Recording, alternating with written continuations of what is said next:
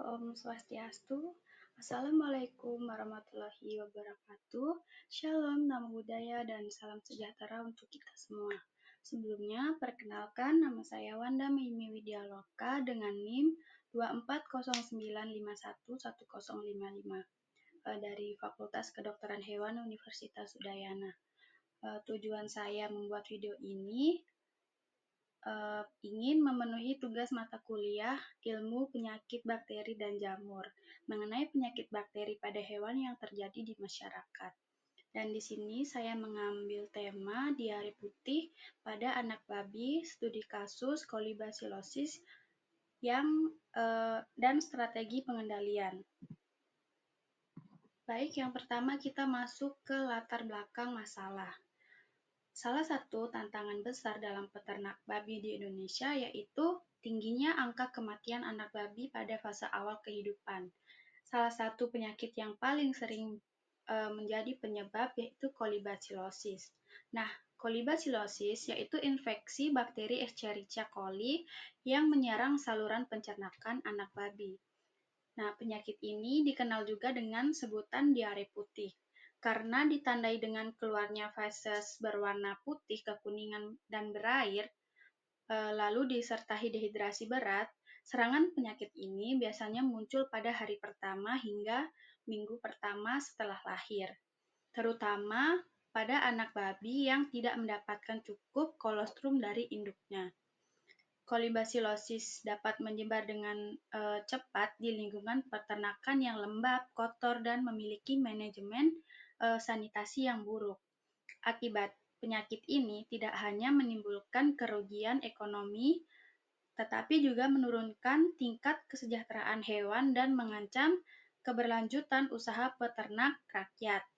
Melihat dampak yang ditimbulkan itu sangat penting untuk memahami bagaimana penyakit ini terjadi dan langkah-langkah pencegahan yang dapat dilakukan untuk mengendalikan penyebarannya sejak dini. Baik, selanjutnya kita masuk ke masalah yang disampaikan. Nah, terdapat 9 ekor anak babi yang baru lahir sekitar 1 minggu yang lalu dan belum ada pemberian obat, vitamin, atau perlakuan khusus pada induk maupun anak pasca partus. Nah, anak-anak babi mengalami diare berwarna putih encer selama 5 hari berturut-turut dan kondisi tubuh itu tampak lemas, kurang aktif, dan sering berbaring. Anak babi belum mampu makan sendiri, sehingga hanya mengandalkan air susu dari induknya.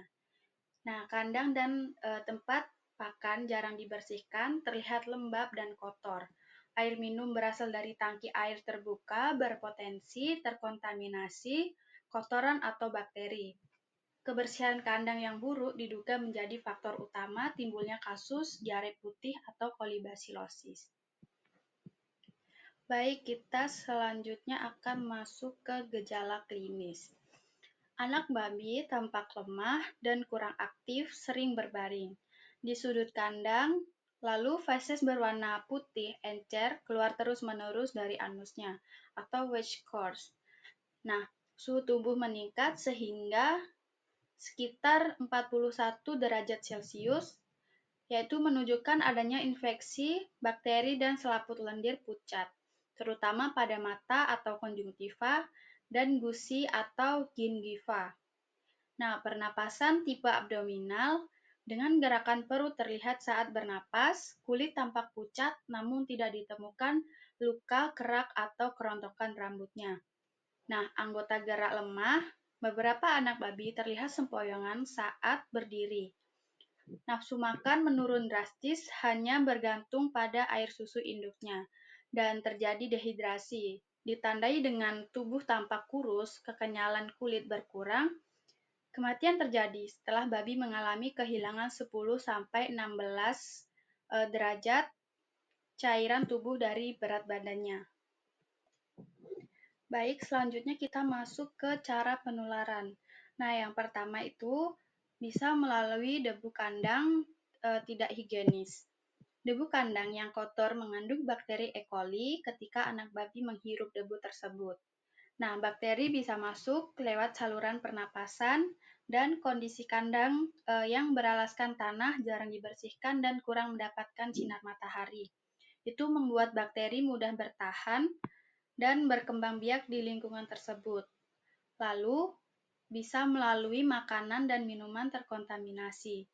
Nah, makanan atau minuman yang terkontaminasi oleh kotoran atau debu yang mengandung bakteri E. coli itu bisa menjadi sumber infeksi. Nah, anak babi yang mengkonsumsi makanan atau minuman ini menelan bakteri dan terinfeksi melalui saluran pencernaan. Berikutnya, melalui saluran pernapasan anak babi. Nah, selain melalui makanan bakteri, itu juga dapat masuk ke tubuh anak babi lewat saluran pernapasan, melalui debu atau udara kotor di kandang yang tidak sehat ini. Nah, ini membuat anak babi lebih rentan mengalami infeksi pernapasan dan sistemik. Lalu, bisa melalui puting susu induk babi yang basah dan terkontaminasi bakteri. Nah, bakteri E. coli itu dapat menempel pada puting susu induk yang basah dan kotor saat anak babi menyusu. Nah, bakteri dapat berpindah langsung ke mulut dan saluran pencernaan anak babi, menyebabkan infeksi, lalu kondisi kandang yang meningkatkan resiko penularan.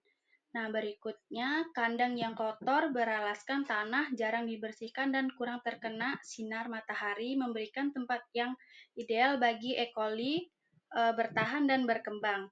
Kondisi ini meningkatkan resiko anak babi terpapar bakteri secara terus-menerus. Ketahanan bakteri di lingkungan kandang. Lalu, bakteri E. coli mampu bertahan di lingkungan kandang sehingga sekitar 1 minggu. Jika sanitasi tidak baik, bakteri akan tetap ada dan anak babi dapat terinfeksi berulang kali dalam periode ini. Baik, selanjutnya kita masuk ke diagnosa. Nah, yang pertama itu diagnosis kolibasilosis dapat dilakukan dengan mengamati gejala klinis, riwayat kejadian, serta bila memungkinkan isolasi dari identifikasi bakteri dan penyebabnya. Lalu, secara klinis, penyakit ini ditandai dengan diare encer berwarna putih atau kekuningan, tubuh lemah, dehidrasi, dan penurunan nafsu makan. Lalu, pemeriksaan laboratorium dapat dilakukan untuk mengkonfirmasi adanya bakteri Escherichia coli patogen pada sampel feses atau jaringan usus. Nah, selanjutnya bentuk enterotoksigenik dari E. coli atau ETEC merupakan penyebab utama kasus kolibasilosis pada anak babi.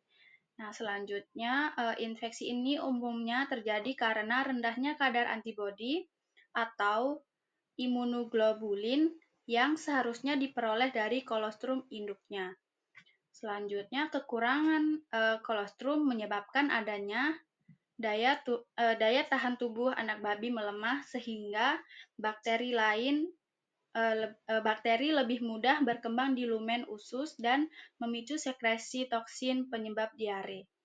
Yang terakhir itu faktor pendukung lainnya meliputi lingkungan kandang yang lembab dan kotor, serta kurangnya tindakan sanitasi dari disinfekti rutin. Baik, selanjutnya kita masuk ke pengobatan kolibasilosis pada babi. Nah, yang pertama itu pemberian antibiotik. Pengobatan utama dilakukan dengan menggunakan oksitetrasilin atau medoksi LA. Nah, antibiotik golongan tetrasiklin spektrum luas. Dosis yang digunakan yaitu 5 mg atau kilogram berat badan. Diberikan secara injeksi intramuskular atau IM. Nah, obat ini bekerja dengan cara menghambat sintesis protein bakteri sehingga pertumbuhan Escherichia coli dapat dikendalikan. Nah, yang kedua itu terapi pendukung. Nah, untuk mencegah dehidrasi akibat diare terus-menerus, diberikan larutan elektrolit oral atau infus cairan ringer laktat. Nah, pemberian zat besi atau Verdek sangat penting, terutama pada anak babi yang belum mendapatkan suplemen pasca lahir. Hal ini terjadi karena air susu induk hanya menyediakan 1-2 mg zat besi per hari. Sedangkan anak babi membutuhkan sekitar 7 mg per hari. Nah, kekurangan zat besi dapat menyebabkan anemia yang memburuk kondisi tubuh dan menurunkan daya tahan terhadap infeksi. Nah, selanjutnya itu peningkatan kondisi lingkungan. Selama masa pengobatan, kandang harus tetap dijaga, tetap bersih, kering, dan terkena sinar matahari. Lantai dan tempat pakan perlu dibersihkan setiap hari serta dilakukan penyemprotan disinfektan ringan untuk menurunkan jumlah bakteri di lingkungan. Nah, air minum harus bersih dan terlindung dari kontaminasi, misalnya dengan menutup tangki air atau menggunakan wadah tertutup. Selanjutnya itu pemantauan dan evaluasi. Nah, kondisi anak babi dipantau setiap hari meliputi suhu tubuh, konsistensi feses, dan tingkat aktivitas. Biasanya perbaikan terlihat pada hari ke kurang lebih 2 hingga ke 4 setelah pemberian antibiotik. Nah, yang terakhir itu ada hasil pengobatan.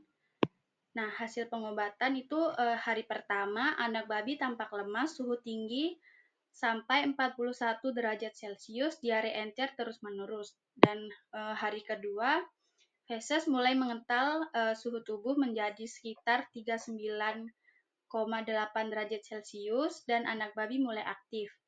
Dan hari ketiga, feses menjadi semi padat dan tidak ada tanda dehidrasi berat. Hari keempat, kondisi kembali normal, feses berwarna coklat, tubuh aktif, dan nafsu makan meningkat. Baik, selanjutnya kita masuk ke pembahasan.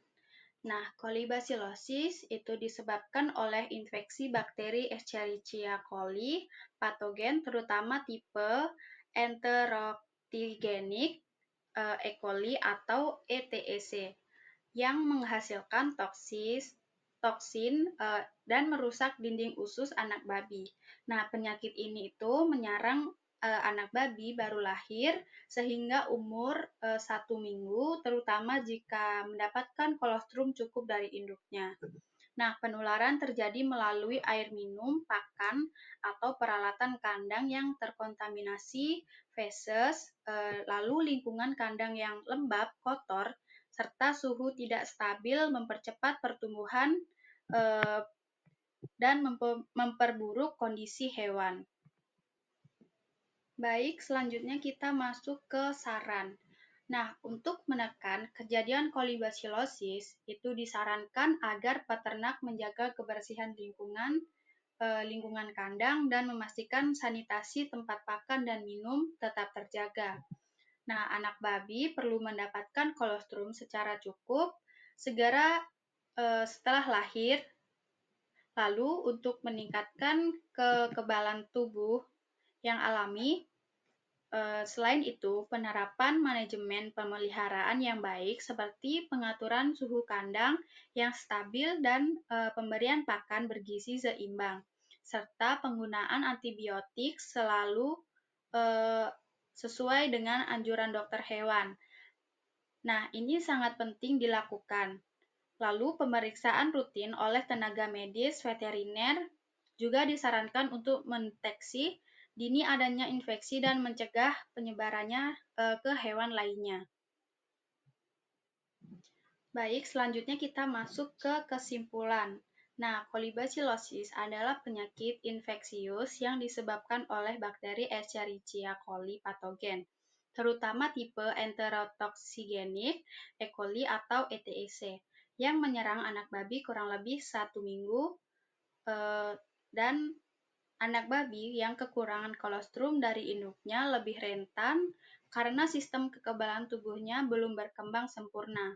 Nah, penyakit ini ditandai dengan diare putih atau white course, dehidrasi tubuh yang tampak lemah, dan penurunan nafsu makan.